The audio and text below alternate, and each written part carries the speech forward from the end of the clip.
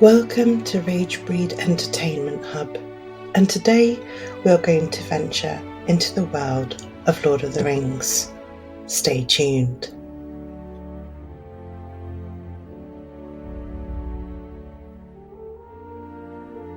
Welcome to the Lord of the Rings podcast on Ragebreed Radio.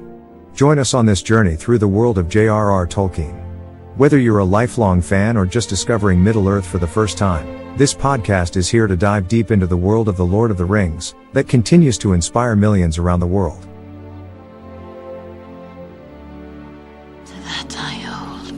I would rather share one lifetime with you than face all the ages of this world alone.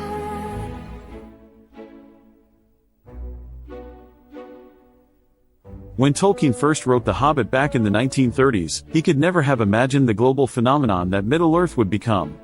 From The Lord of the Rings to the Silmarillion, and of course Peter Jackson's epic film trilogy, these stories have given us unforgettable characters: Frodo, Gandalf, Aragorn, Galadriel, and timeless themes of friendship, courage, sacrifice, and hope. Tolkien was more than just an author. He was a philologist, a lover of languages, and a man shaped by the devastation of World War I. His writings often reflect the struggle between light and darkness, the corrupting influence of power, and the resilience of the human, or hobbit, spirit. A wizard is never late, Frodo Baggins. Nor is he early. He arrives precisely when he means to. Let's talk about why the Lord of the Rings still matters today. At its heart, it's about ordinary people doing extraordinary things. Frodo and Sam aren't warriors, kings, or wizards, they're just hobbits from a quiet village who end up carrying the fate of the world on their shoulders. That's something we can all relate to, the idea that even the smallest person can change the course of the future. It's also about friendship. The Fellowship of the Ring is diverse and divided at times, yet united by a common goal. In today's world, that lesson, of standing together despite differences, feels more relevant than ever. This task was appointed to you, and if you do not find a way, no one will. What did you hear? Speak! Nothing important.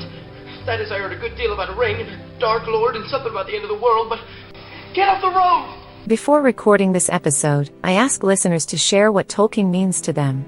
One fan said, "The Lord of the Rings taught me that hope is never lost, even in the darkest times."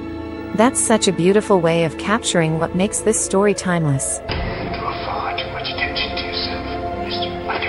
The elves of Middle-earth, known as the firstborn children of Ilúvatar, are immortal beings of great beauty, wisdom, and grace, embodying a deep connection to nature and the spiritual essence of the world. Divided into different kindreds such as the Noldor, Sindar, and Sylvan, they are skilled in art, song, craft, and warfare, often seen as both guardians of ancient knowledge and tragic figures destined to fade as the age of men rises. Elves play a crucial role in Tolkien's legendarium. Characters like Galadriel, Elrond, and Legolas exemplify their nobility and courage, yet their lingering sorrow reflects a central theme of loss and change woven throughout The Lord of the Rings. Always remember, Frodo, the ring is trying to get back to its master. It wants to be found. If you want him, come and claim him.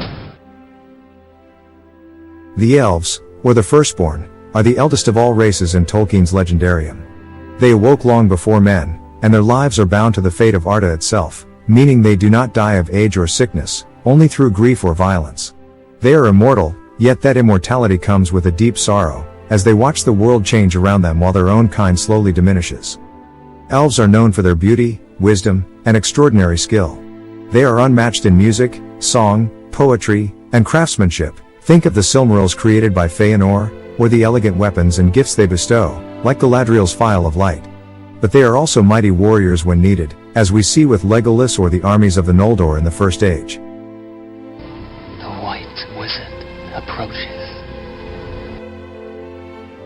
Culturally, the elves are divided into kindreds. The Noldor, like Galadriel and Celebrimbor, are renowned for their knowledge and craft. The Sindar, like King Thranduil, are often more connected to forests and nature. And the Sylvan elves, such as those of Mirkwood, live in harmony with the wilderness. Each kindred has its own traditions, but all share that otherworldly grace and spiritual depth. Some of the most iconic characters in The Lord of the Rings are elves: Elrond, the wise Lord of Rivendell; Galadriel, the Lady of Lothlorien, both powerful and compassionate; and of course Legolas, who shows us not just the skill of the elves but their humor and loyalty as well. What's happening out there? Shall I describe it to you? Or would you like me to find you a box? Yet, despite all their greatness, the story of the elves is bittersweet.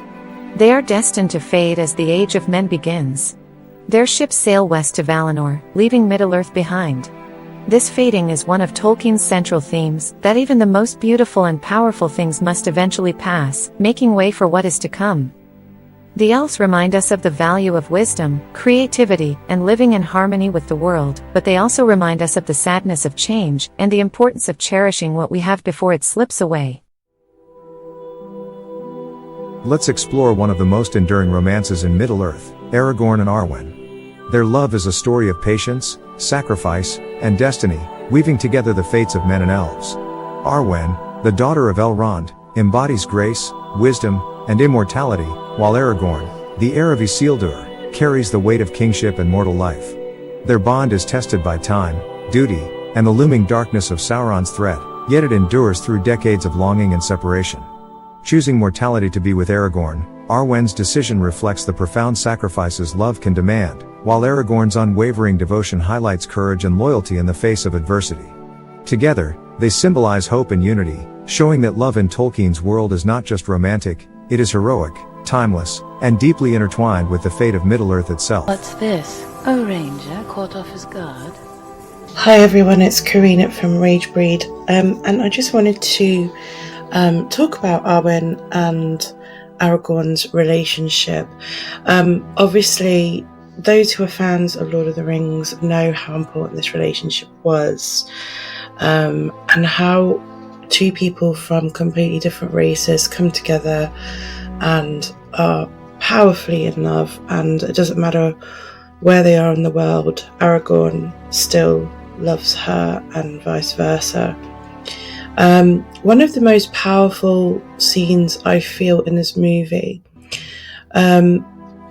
is when she saw the future of her little boy, and even though she gave up her, her long life for Aragorn, one of the most beautiful scenes I think was realizing that there was a child, and I think that was beautiful. And I think also there was a scene where they both had this sort of fantasy, and Aragorn says, "Is this a dream?" And then she kisses him, and she goes, and I think it was something along the lines where, "Then this is a good dream."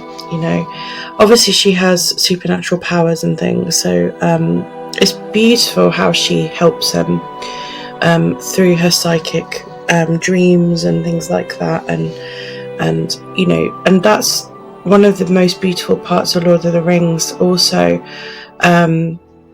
when they're on the bridge, and that scene in particular is so beautiful, because it shows that no matter how much he pushes her away, she is still 100% in love with him, and feelings like that don't die, so it's a beautiful part of Lord of the Rings. I love this love story, being such a romantic myself, and it was definitely something that inspired me myself with Lake of Dreams as well, because I just love that. I just love the whole dynamic of that particular relationship. It was beautiful. But what I like about Arwen as a character as well, if you remember, she had the raiders on her back as well when she was trying to save Frodo, and and this is where she uses her light to try and save him. Arwen shows, even though she's very feminine, she shows a lot of bravery and courage, and I love that strength in her as well. And she tries to protect Frodo. She isn't just someone who is, passive. She is still very strong-minded, because she does go against her father and says that she does want to be with him. And this whole relationship is so beautiful, because Strider, I guess, initially is what we know him as, is this kind of, he sort of lingers in the background. but then he comes into his element in Lord of the Rings because he does become a king, and that is beautiful. The rise of him being this kind of outsider, and then he goes on this journey with Frodo, and and this is absolutely, this is beautiful. This is a beautiful growth for him as well, and figuring out what he truly wants, and and he is met with temptation, but he denies it, because he's in love with this woman, this elf Arwen, and I just think that is a beautiful part of this story, because it shows I guess the most important thing, which is love, because this relationship is very important, because if he didn't have that love from Arwen, he may not have survived some of the things that he did, and it's sort of like a battle of survival against the orcs and Sauron, but it's also this beautiful blossoming relationship. And obviously when they're at the Return of the King, and it's in the last kind of film, and he does finally marry her, and it's a beautiful scene, absolutely beautiful scene, and it's like he's now a king and she becomes his queen, and it's just a beautiful romantic story, which I think, although that there's all this going on with the hobbits trying to get to Mount Doom to destroy the ring, you've got all these kind of other characters in the background that are that have their own backstories, and this is what I love about Lord of the Rings, because it's not really centralized on just Sam and the hobbits and things that are going into Middle Earth and stuff. Frodo is an amazing actor. I think he did this role very well. And him, I think what's really interesting is the friendship between him and Sam, and how two-faced people like Gollum, for example, come into play and try to rip that friendship apart by bringing doubts to Frodo. And this is very true to real life. These are things that really do happen. There are people that are two-faced. I think Gollum as a character is very interesting, because it shows his two sides, and how he can kind of, really at the end of it, it's all about self-gain for him. And gosh, so many people in my life, have had this kind of personality.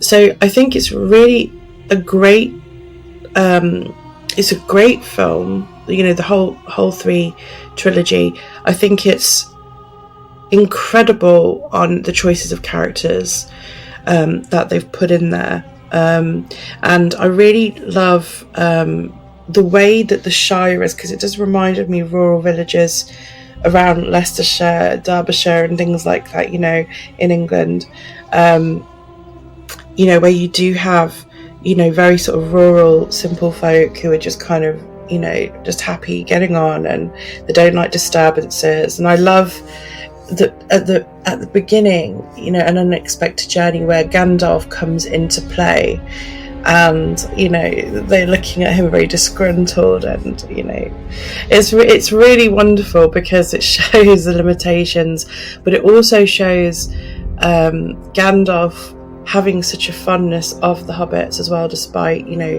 them viewing him in this kind of light and everything. It's very beautiful, beautifully written, and especially with Tolkien, and if you have read the books, the books are so detailed and they are so amazing, and I really think that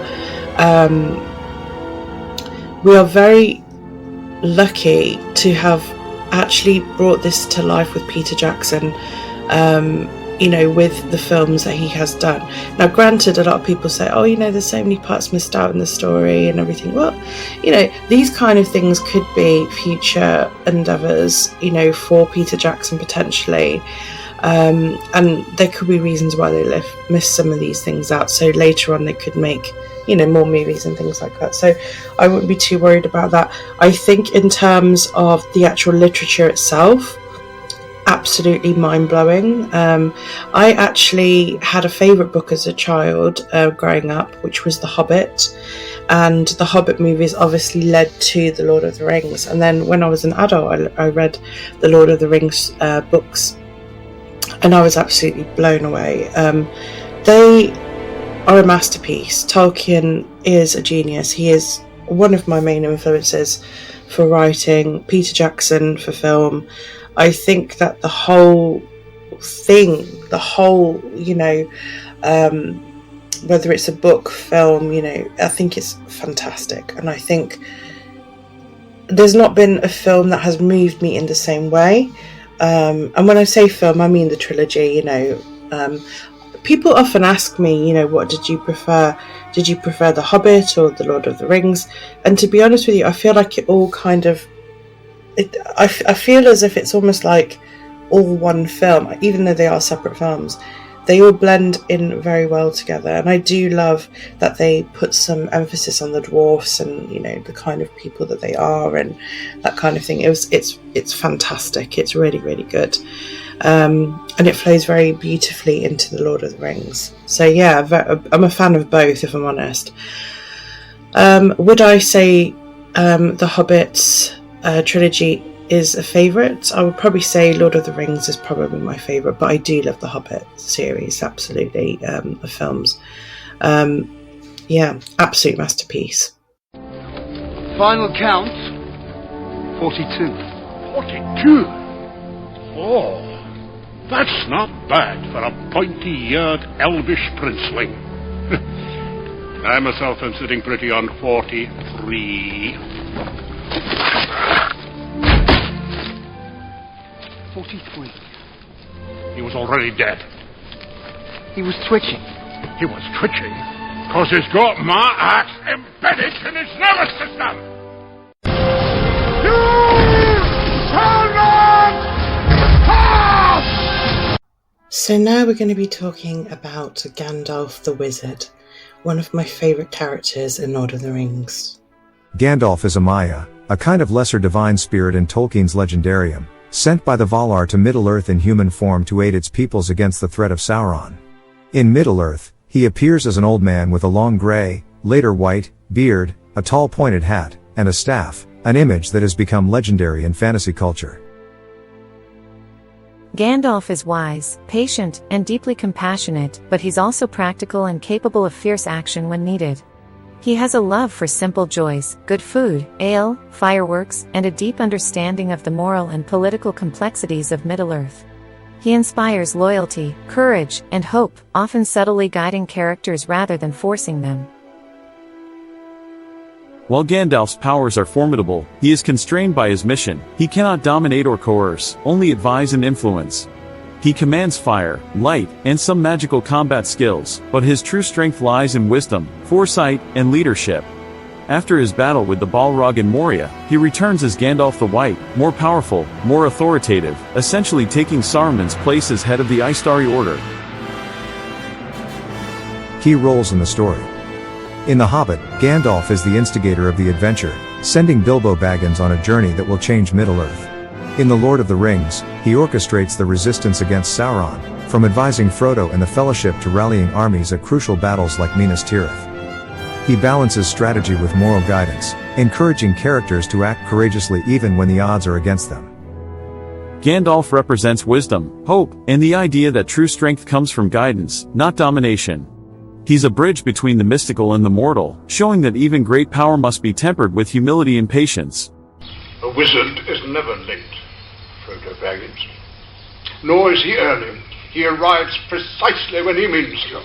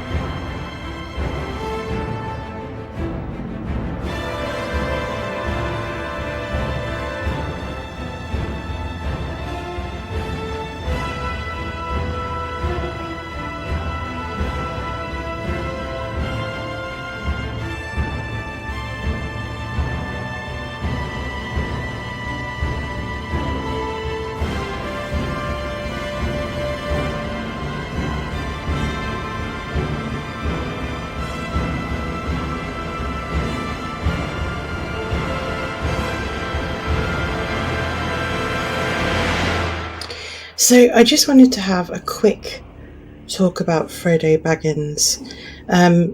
He's a hobbit that was chosen in The Lord of the Rings. He wasn't even chosen, he offered to destroy the ring, and Gandalf assists him. Frodo is a very sensitive soul.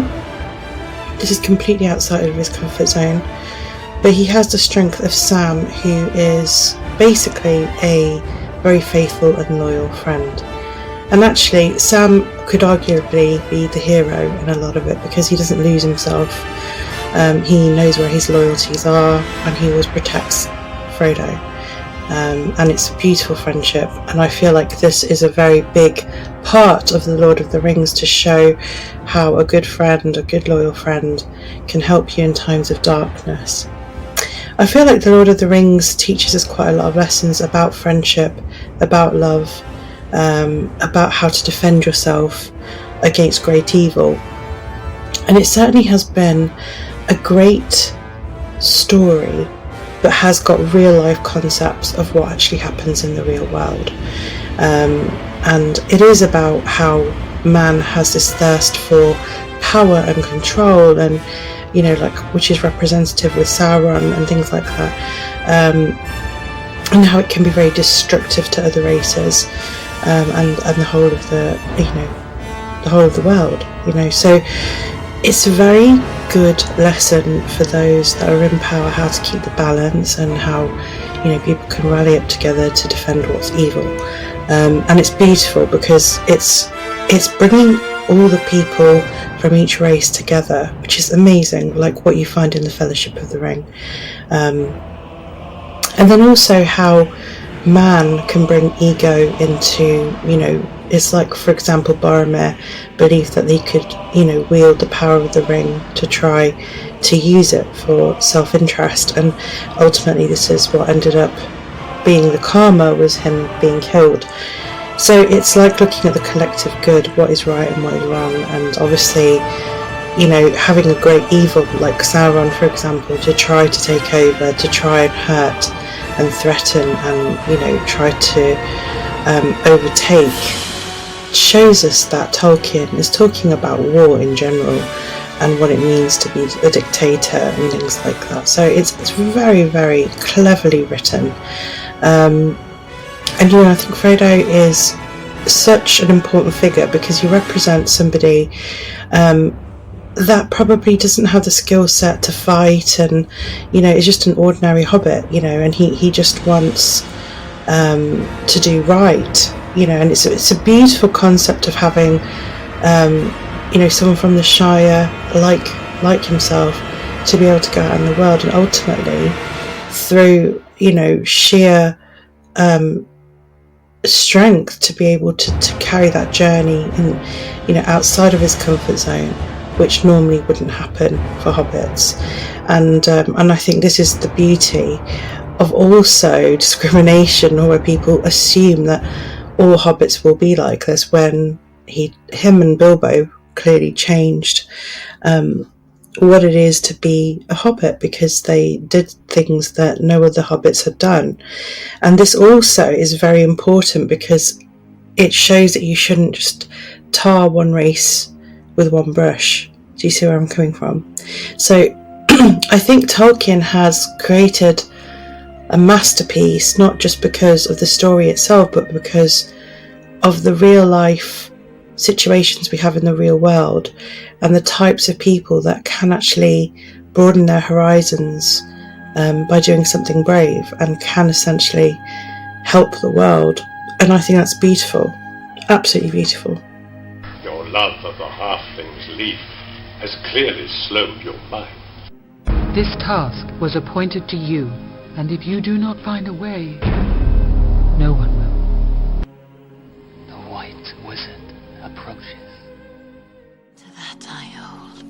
I would rather share one lifetime with you than face all the ages of this world alone. As a celebration of love, and also my favourite characters as well, Arwen and Aragorn there's a beautiful part in the movie where you have May It Be by Enya playing in the background, and it's one of the soundtracks to the movies. So I'm going to now stop talking, because I appreciate we've been talking throughout this whole podcast, and I just want to leave you with a beautiful track called May It Be by Enya. May it be an evening star shines down upon you. May it be when darkness falls, your heart will be true. You walk a lonely road. Oh, how far you are from home.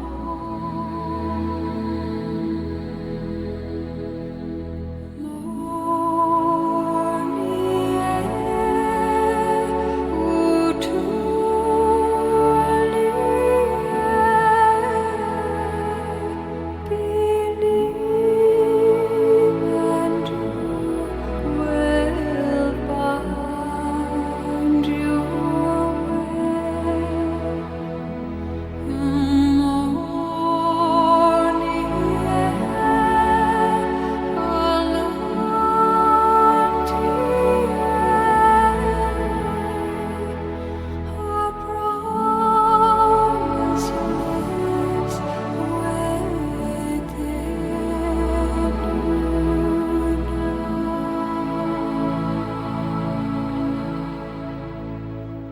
May it be the shadows call will fly away. May it be you journey on to light the day. When the night is overcome, you may rise to find the sun.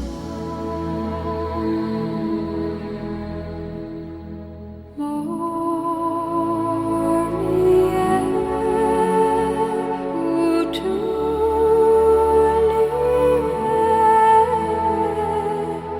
believe and you will find your way.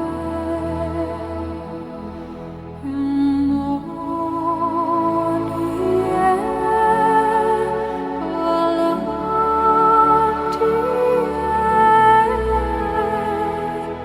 a promise lives within you. A promise lives within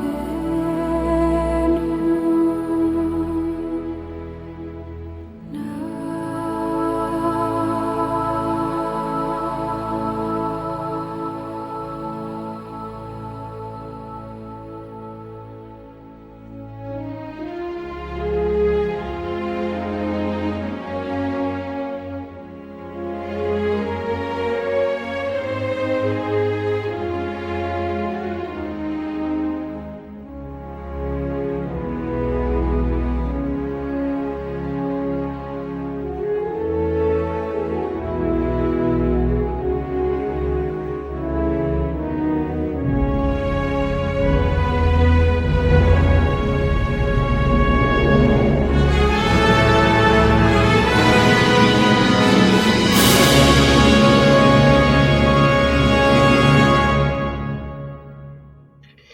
So that's all we've got time for this week's Ragebreed Entertainment Hub, the Lord of the Rings special. I hope you've enjoyed it as much as I have, even though I still have the flu and I've managed to do this. But yeah, it's fantastic It really is. It's going on a journey, and what I would probably recommend is to start with The Hobbit and work your way through your movies, and really feel that beautiful essence of fantasy. And it's absolutely mind blowing how this has been written, but also conveyed through Peter Jackson's movies, which again is amazing. Now, don't forget, there is going to be another movie in 2026 called The Hunt for Gollum. So I'm really looking forward to that. And as it stands at the moment, I do believe there is a series as well. So do check that out as well. I think it's on Disney Plus, if I remember right. So yeah, go check that out too. And that's about it from me. So over and out. You've been listening to Ragebreed Entertainment Hub for the Lord of the Rings special, and it's been hosted by myself, Karina Sher. Thank you so much.